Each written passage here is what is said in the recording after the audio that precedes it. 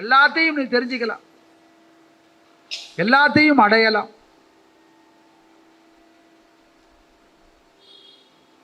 இந்த நாமம் எப்பேற்பட்டது அப்படின்னா, சிவபெருமானுடைய நாமம்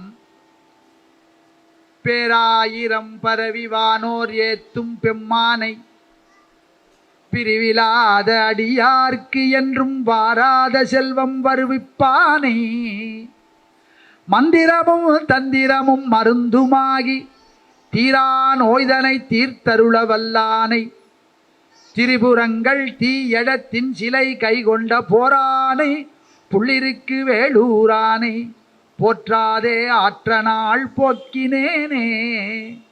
1000 பேருடைய எம்மான் அவருடைய நாமத்தை சொல்லி வைத்தியநாதான் அங்கு வைத்தீஸ்வரன் கோவிலில் கொடுக்குற அந்த திருச்சாந்து உருண்டையோட கொடுக்குற விபூதியை இட்டுக்க எப்பேற்பட்ட பாக்கியம். அதுவே மந்திரமும் தந்திரமும் மருந்துங்கிற வைத்தியநாத சுவாமியே மருந்து, அவர் கொடுக்குற விபூதியே மருந்து, அவருடைய 1000 நாமமும் மருந்து.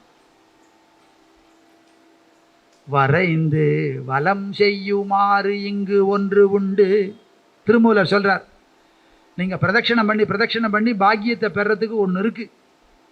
நிறைத்து வரு கங்கை நீர் மலர் ஏந்தி. கங்கையும் சந்திரனும் தாமரை மலரும் சூடிய ஜடாமுடி உடையவனான எம்பெருமான் இருக்கார். உரைத்து அவன் நாமம் உணரவல்லார்க்கு அவருடைய நாமத்தை சொல்லி பிரதட்சணம் பண்ணுறதுங்கிறது பெரிய பாக்கியம்.